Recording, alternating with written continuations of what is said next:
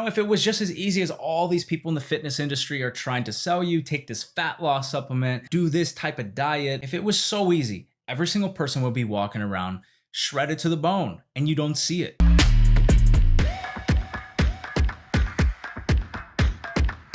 Hey, what's up guys? Coach Eric Bowling here. I think this topic about how crazy and just how the fitness industry is like the Wild West right now, it's a topic that's really close to my heart because I've been in the fitness and training industry for the last decade. So for sure, I've seen a lot of moronic advice out there. I've seen a lot of idiots who put out advice that's just like, when I see it, my head explodes.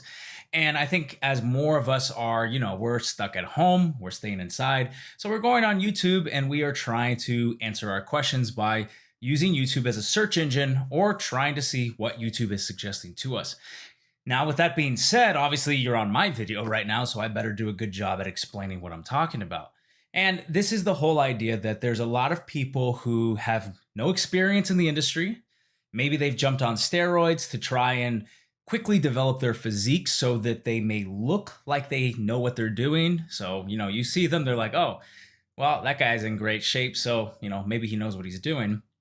But they haven't really developed enough of a skill set yet to really give advice. Because this is the thing when it comes to fitness, when it comes to nutrition, and when it comes to health in general, you'd be surprised, but it's not as easy as just eat less, move more, pick up some weights, start training. While we say these things, and these things can sound very cliche, and I've even been guilty before of saying these things.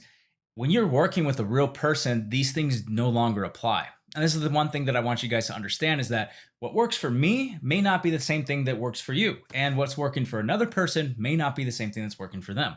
And that's why this channel is covering such a broad variety of topics because fitness and nutrition is very personalized to the individual. It's not so easy to say, hey, this is the best diet. Hey, go ahead and do this. While these things may be enough to inspire you to try something, it's not necessarily to say that that's what's going to work for you. And I'll give you a couple examples. Let's say, for example, we know that you should be, prioritizing protein, and we know that you should be keeping yourself in a calorie deficit. Let's say we can establish those things as principles when it comes to losing weight and prioritizing being effective and efficient at burning fat. So let's say we have those things there. But now let's say, for example, you have very low stomach acid levels. And because of that, maybe you don't know it, but because of that, you have a very hard time digesting protein. And so when you eat animal protein, you feel very stuffed, or even worse, you might feel pretty sick. And so while these principles, we know they're there, well, then that might be the thing that's preventing you. So while this advice may work for 70% of individuals, you might be one of those outliers where it's not advice that is helping you. It's actually advice that's harming you. And so that's why we want to cover these topics. What do you do if every time you eat animal protein, you feel stuffed? What do you do if you're eating a low calorie diet, but you're still not seeing your body composition change? Because these are real problems. These are problems that affect so many people around the world. And that's why losing fat and getting your best body is not so easy. It's not something we can just talk about. It's something that we have to dive deep into and look at all the different issues that may be surrounding your life to figure out exactly this is the domino that you need to knock down, because that's going to be responsible for everything. So one of the things that I thought would be very helpful for you guys is to just kind of go over the way that I look at which domino to tackle first when I am working with a client who hires me to make sure that they can lose weight, and we set up a program so that they can start building a better body. So one of the things that I'm first looking at is we want to look at 3 areas of their life. We want to look at food, because that's always going to be first and foremost. If we can control calories, and if we can make sure that we have a nutrition plan that is making us move closer towards being put into a calorie deficit while not being hungry and prioritizing cleaning up foods, then obviously that's going to have the greatest effect. But you might be surprised that sometimes people are eating clean. Sometimes people have cleaned up their diet, but they're just not seeing those changes. And so this is where we also got to look at other things. Let's look at lifestyle factors. Let's look at hormones. Let's look at what does your sleep look like? And let's look at all these other things. Let's look at how stress might be affecting you.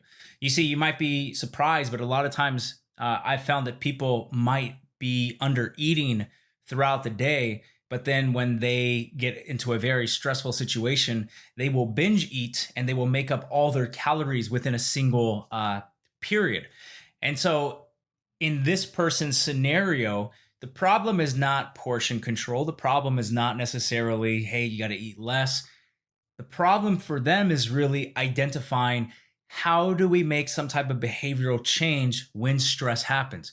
Why are you binge eating when you are in a stressful situation? So the topics that I would be looking at if that was a client that I was working with would not be so much so, let's really dive into the nutrition, because that's not the problem. The problem is how they are triggered from stressful situations.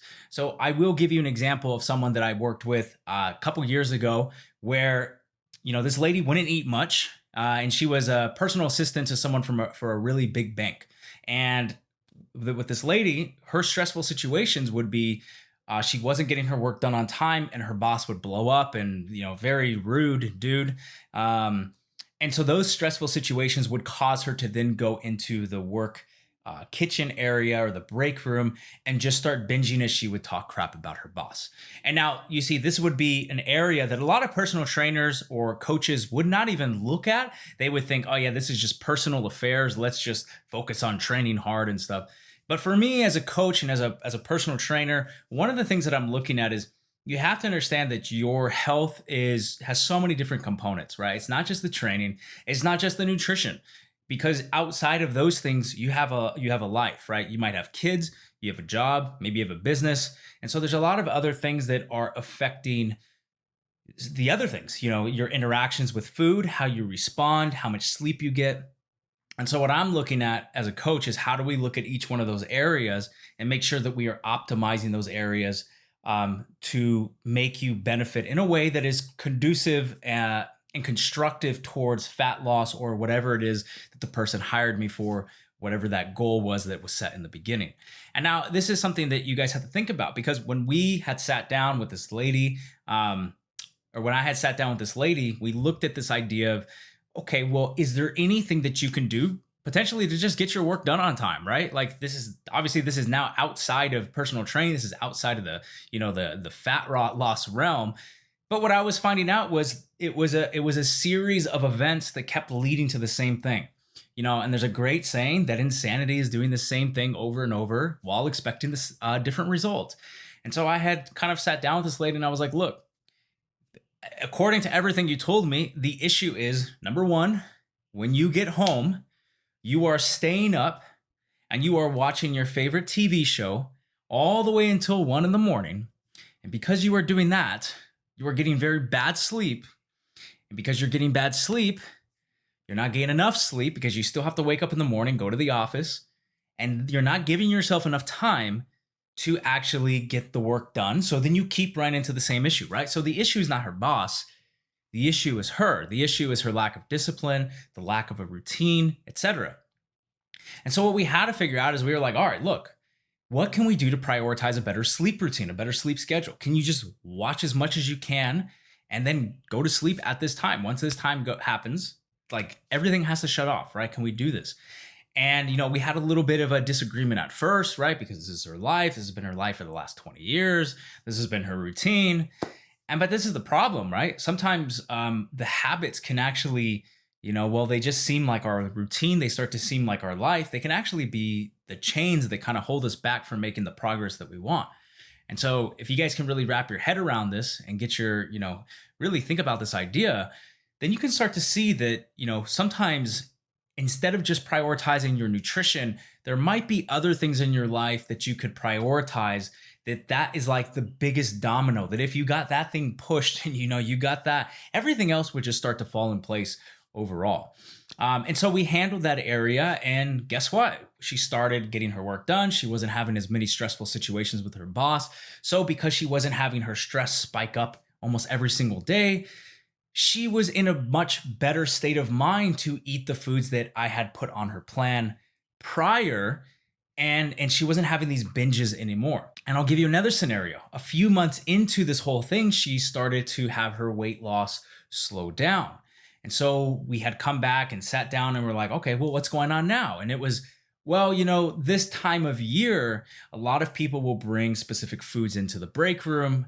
And I just, my office is on the other side. And so, when I'm coming in, we're really deep into this diet now. I haven't had any of the foods that I love. And, for me to get to my office, I have to go through the break room, etc. And so what did we have to do? Well, we had to, once again, it wasn't like, all right, you got to train harder. No, it was, let's see what we can do. Can we work with your company? Can we work with your boss to try and get your office swapped to a different location and in the office area where you don't have to go through the break room anymore? And that might sound so simple. That might sound like such like an elementary thought. But you would be surprised that that one thing alone that we changed was enough for her to no longer have to go through the break room, smell the donuts or smell the foods that were her triggers. She didn't have to see them anymore. And now she can kind of just go into the office and kind of avoid those things, right? And so, we worked with her boss and we were able just to get her to swap her cubicle with another person on the other side of the office. And that one thing alone, it got things moving again. So this is the whole idea of behavioral change. Now, I studied behavioral change for quite some time. I went through a lot of courses to get better at behavioral change and the psychology of what are some of the triggers behind how habits develop and how we get triggered and how these things start to create like a snowball effect. And so, I'm educated in that background and I understand how to apply that to people. And so when it comes to nutrition, when it comes to fat loss, every single person is individualized. And I think that's the thing that you guys really have to take home. And so understanding these things is important for your success. And just going online and finding someone who is the most shredded, finding someone who is the most jacked, that doesn't necessarily mean that they are a good coach. It doesn't mean that the advice that they're giving you is going to help you. And this is really the issue that is occurring in the fitness industry. Some 20-year-old kid, they're bored. They start going to the gym. They start working out at home a lot. They start taking steroids or they're taking SARMs. They start developing their physique in a year in terms of what someone could develop in 10 years, if even that. And they get this crazy physiques, but they have no experience. They start a YouTube channel and they just start talking, right? You guys got to train harder. You got to eat like this. You got to do this, do that. That's not what's going to get you in shape, okay?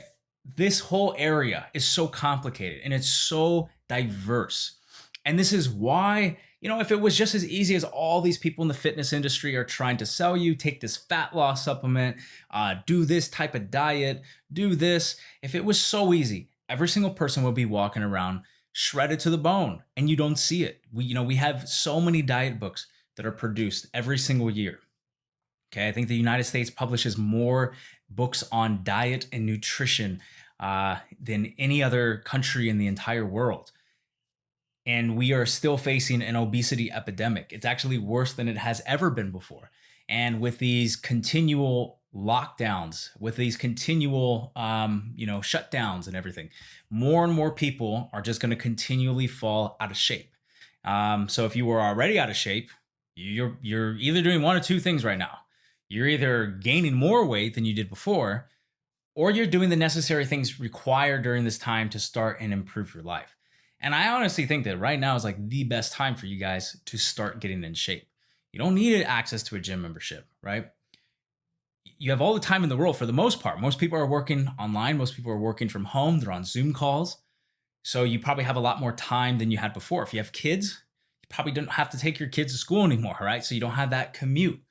So more people have more time than they've ever had before. And the real question is, what are you doing with that time? And are you putting it to good use towards getting yourself in better shape? Or are you guys just filling your mind with junk? Person you're taking advice from, if you want to know who you should take advice from, okay? Number one, in some way, they should be in decent shape, right? Their body should reflect the advice that they're trying to preach, right? For one of two reasons. Number one, either they're not taking their own advice, right? So they don't really believe in it, right? So someone's like, yeah, you guys should do vegan, whatever. So either they're not taking their advice, or number two, their advice doesn't work. So always look at a person's physique and look at what they're trying to sell you, look at what they're trying to tell you, right? A person should be in relatively healthy shape before you start taking advice from a nutritional standpoint, from a fitness standpoint. But that's not all, right? Because like we talked about in the beginning, there's a lot of young guys, young girls right now jumping on drugs, performance enhancing drugs, SARMs, steroids, whatever you want to call it, to quickly alter and enhance their physique in a super normal way. And getting those type of results done quicker than ever before. So it's not just the physique alone. Number two, you have to look at the results they are producing. So the way that you can tell a good coach from a great coach, or even a bad coach, is they have to have been producing results.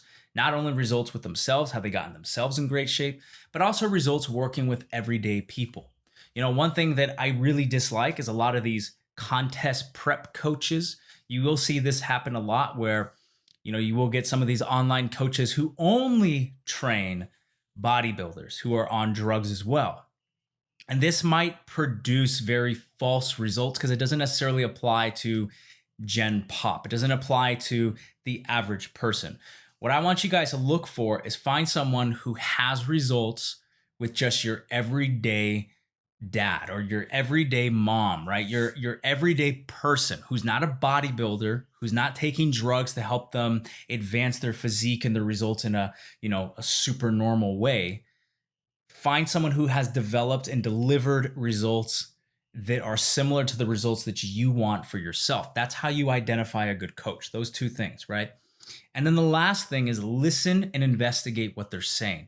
If someone is trying to sell you something or they're trying to give you advice and they don't back up their words, there's no research behind it, or there's a lot of research against what they're saying, you really got to start thinking for yourself. So that's the whole purpose of this channel. The purpose of this channel is really to help educate you guys to make better decisions so that you can start losing fat and building a better body and getting in the best shape of your life without all the confusion, because there's a lot of confusing stuff out there. Make sure you boost that algorithm. Go ahead and hit that like button. And make sure that you guys are also subscribed for more videos like this every single day. As always, guys, stay strong, and I'll see you next time.